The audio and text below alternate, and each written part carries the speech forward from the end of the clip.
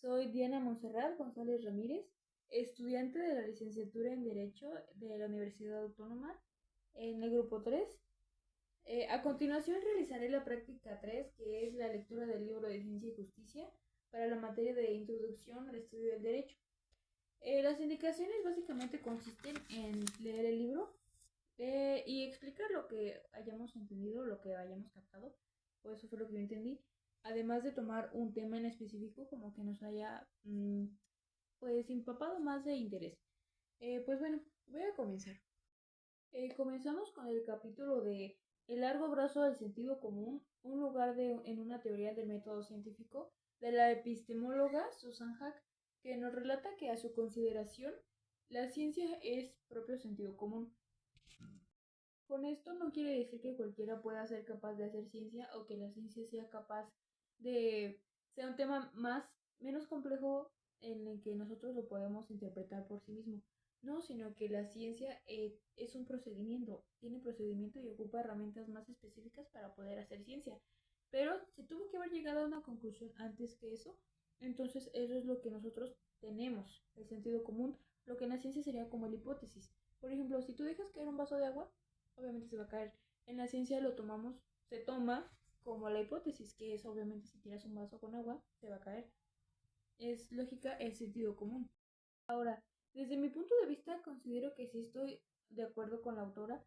No al 100%, pero sí en parte estoy de acuerdo con ella porque considero que sí, alguien tuvo que haberlo pensado antes de haber hecho ciencia, porque si no, no se hubiera hecho jamás.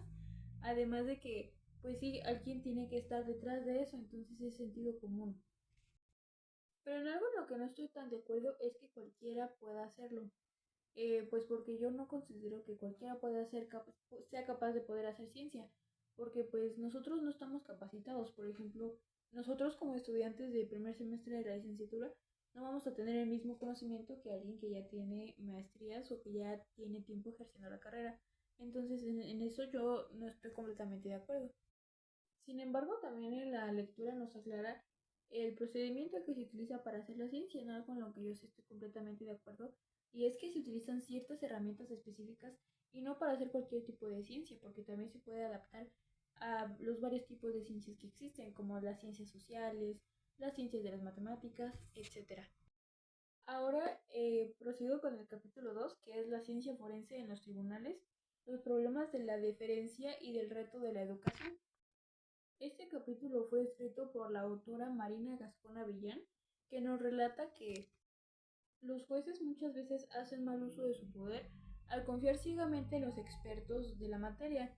Pueden ser los juristas, los fiscales, porque no validan realmente las pruebas que se están presentando, creyendo que ellos saben lo que están haciendo. Y muchas veces porque saben lo que están haciendo, se confían y se aprovechan de lo que están haciendo.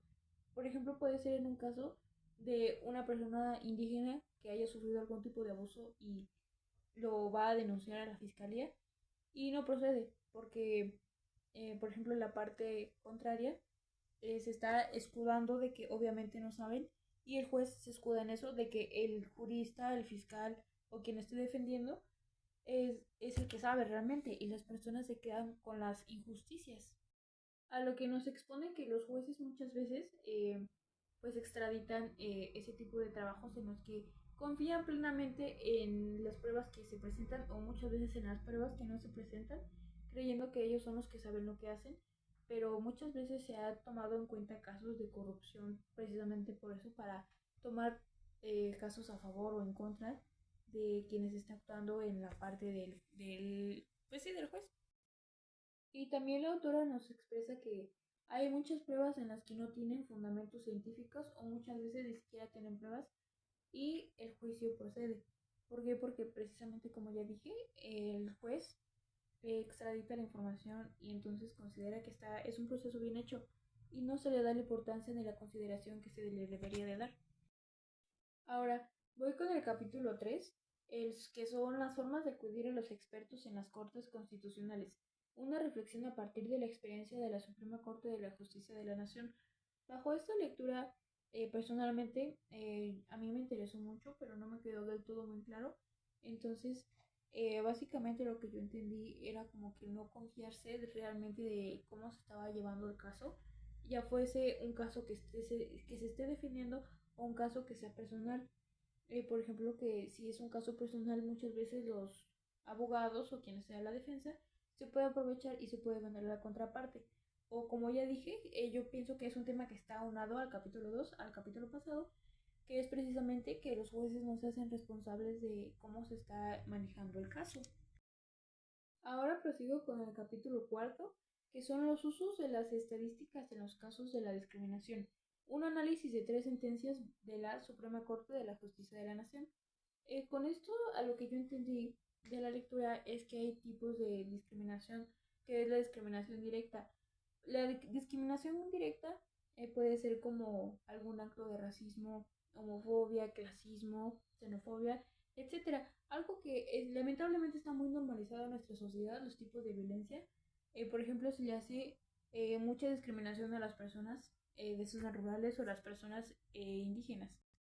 Y muchas veces también a las personas en situación de calle porque socialmente no tienen con qué defenderse o no tienen con qué pues pertenecer a una sociedad a la que sí contenga estos derechos, a los que las personas se burla y se aprovecha de la falta de derechos de este tipo de personas y de las situaciones. Ahora, la discriminación indirecta, a mí me resonó mucho el caso, porque puede ser como la creación de estos sistemas en los que muchas personas se ven beneficiados y otras no, porque precisamente el sistema así fue creado. Entonces puede ser, a mí me viene mucho a la cabeza como el capitalismo, que básicamente es algo que se utiliza mucho en la actualidad. También puede ser el machismo, en el que muchas veces no se considera algo malo, pero se practica mucho en nuestra sociedad y más en nuestro país. Por ejemplo, que las mujeres tienen que ser las que hacen el aseo en la casa, la cocina, y los hombres no lo hacen. Obviamente es un sistema que está favoreciendo en esta parte a los hombres y está perjudicando a las mujeres. Así que también es algo como que es un sistema que fue creado para favorecer a alguien, pero que se vea desde una posición neutral. A lo que a su vez a mí me parece algo de cierta manera un poco incoherente, porque dicen que un objetivo constitucional no puede hacerse a costa de una afectación innecesaria o desmedida de otros bienes y derechos constitucionalmente protegidos, porque sabemos que esto es algo que realmente se hace y realmente pasa en nuestra sociedad. Por ejemplo, se abusa de las tierras de las personas en comunidades rurales o indígenas para construir nuevos fraccionamientos, pagándoles una cantidad mínima e incluso robándoles sus tierras, precisamente para sacarles provecho y aprovecharse de estas personas que no tienen con qué defenderse. A continuación es el capítulo quinto, que es el uso de la prueba científica por parte de la Suprema Corte de Justicia de la Nación en la materia laboral. Aquí nos presentan 2 casos.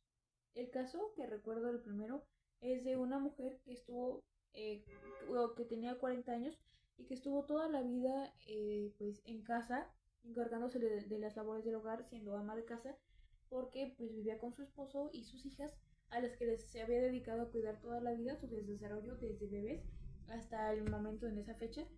Y su esposo había solicitado un divorcio y ella solicitaba los bienes, parte de los bienes de su esposo, porque ella no tuvo oportunidad para crear sus propios bienes, precisamente porque no trabajó, porque ella trabajaba en un trabajo no remunerado que era el hogar. Y el otro caso que recuerdo es de una mujer que en una empresa la hacen firmar su carta de renuncia, lo cual ella presenta que es un despido injustificado porque la obligaron a firmar su carta de renuncia. Esto que sabemos que es una práctica lamentablemente común, pero es ilegal. Si no recuerdo mal, en ambos casos fallaron a favor de estas personas que fueron las que sufrieron estas injusticias, y lo que a mí me quedó de la lectura fue que para obtener un fallo a favor en cuestión laboral habría que formular y comprobar y descartar las diversas hipótesis hasta moldear la cuestión final presentando pruebas científicas y la argumentación jurídica, a lo que significa que debemos de tener una defensa, argumentos y pruebas. Continúo con el capítulo 6, que es el estándar de diligencia en la responsabilidad médica. La medicina basada en evidencia y patrones versus las circunstancias del acto médico y la expertise. Desde mi punto de vista me parece más lógico que en esta lectura se hayan tomado ejemplos de casos reales, o al menos casos como un ejemplo para tomar en cuenta que como nosotros que somos estudiantes de primer semestre de la licenciatura aún no tenemos los conocimientos, no sabemos cómo interpretar este tipo de lecturas, pero a mi consideración así es más fácil el entendimiento de estas. Y bajo lo que yo entendí de este capítulo fue que la Suprema Corte de la Justicia de la Nación ha desarrollado criterios más sofisticados para la admisión y la valoración de pruebas científicas. Estas también garantizan mucho las decisiones que sean más justas y fundamentadas para el juez. Pues como ya dije en los capítulos pasados, hay muchas situaciones de injusticias que otra vez retomo al capítulo tercero, si no me equivoco, que es donde el juez da por hecho las cosas solamente porque son expertos en el tema. Pero no porque estos expertos precisamente sean expertos, significa que están haciendo todo bien o que no se equivocan. Todos somos humanos y nos equivocamos. Ahora, el juez muchas veces se agarra de esto para tomar el juicio de una manera más pronta y que tenga un desarrollo más rápido. A continuación, prosigue el capítulo 7, que es el abuso sexual infantil. Este capítulo a mí me llamó mucho la atención porque me puse a investigar yo más por mi parte y considero que es un tema que no lo tomamos tanto en cuenta. Sí existen muchos casos de abuso infantil y como dice en la lectura, no le damos la importancia que debería darse a este tipo de casos, porque muchas veces se expresan cuando ni siquiera ya son niños, ya pueden ser adolescentes, adultos o incluso hasta ancianos, porque es una marca que queda tanto, es una marca que no se puede borrar, que es algo que no se quiere mencionar ni siquiera. Y incluso en nuestra sociedad también no es algo de lo que estemos acostumbrados a hablar. Tan solo el simple hecho del el tabú que tenemos con las relaciones sexuales, con la educación sexual, mucho menos se va a hablar de un abuso sexual. Ahora, este tipo de abusos generalmente, lamentablemente, vienen de personas cercanas a los niños. Puede ser su padre, su padrastro, tío, abuelo, hermanos, etc. Y con esto no quiero decir que las mujeres no sean abusadores sexuales. También hay casos de mujeres que abusan de los niños, pero generalmente los hombres son quienes abusan de los niños en más proporción. Y esto es demasiado malo porque los niños no deberían de tener de someterse a este tipo de pruebas, abusos y traumas en ningún punto de su vida y mucho menos en la niñez. Y no solamente están siendo abusados sexualmente, también están siendo abusados de manera psicológica, mental, emocional y obviamente física. Muchos niños no saben cómo expresar esto a sus padres y los abusadores se aprovechan de la niñez y de la inocencia de estos niños para ser abusados. Y lo cual es demasiado malo porque no nos enseñaron a hablar sobre esto ni cómo identificar un abuso sexual. Ahora también no respetamos los límites de los niños diciendo no quiero saludar o no quiero ir o no quiero, por ejemplo, en este caso de los saludos, saludar de un beso puede ser al abuelo, al papá, al hermano, al tío, que puede ser el abusador. Y pues en cambio nada más obligamos a los niños porque son niños, ellos no saben. Y eso en sus conductas tempranas o tardías, puede ser de adolescencia, pueden presentar comportamiento sexual, depresión, estrés postraumático, baja autoestima, y esto le trae mucho daño a un desarrollo, pues ahora sí puede ser temprano o tardío, ya sea niño, adolescente o adulto.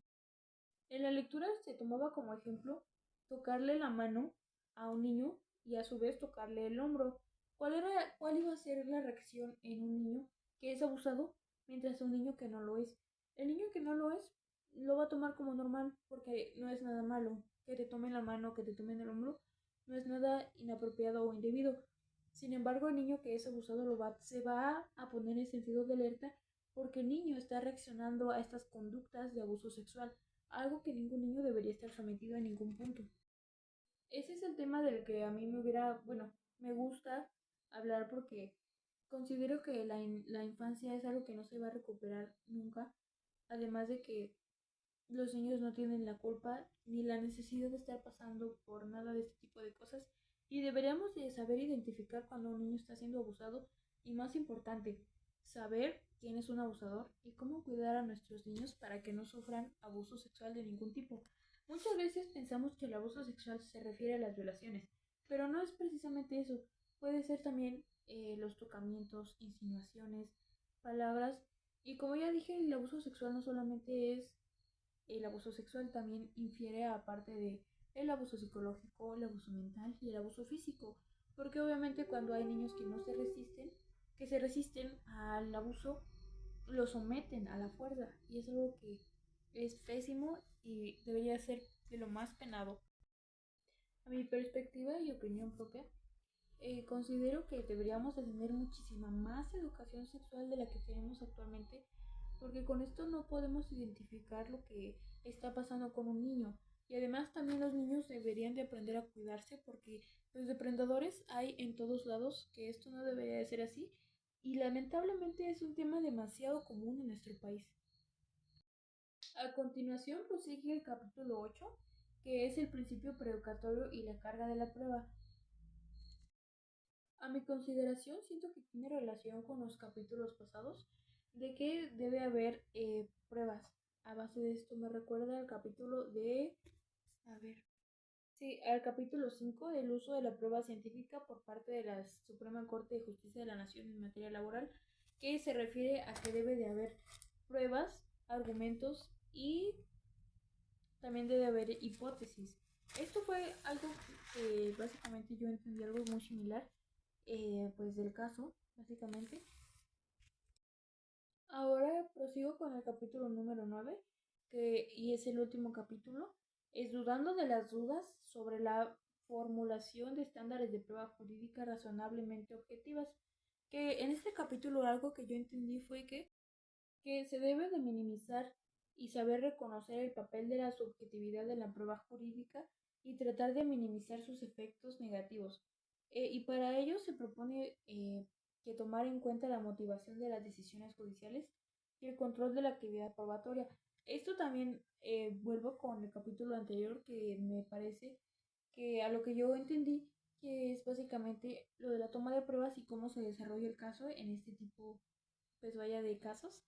Y es que muchas veces no se le da la atención que se merece en los casos, precisamente para que cerrar más pronto o cerrar de manera más rápida y terminar con casos precisamente más rápidos para darles seguimiento a otros, que muchas veces no se les da el seguimiento que se merece como es debido, pues precisamente para adelantar este tipo de conductas.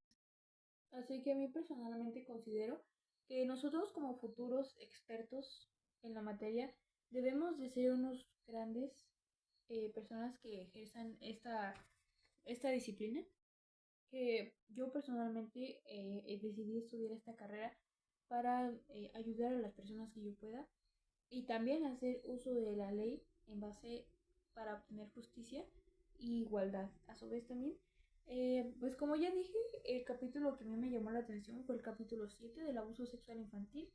Ya hablé de ello. Pues esa sería mi práctica por el día de hoy. Muchísimas gracias por su atención.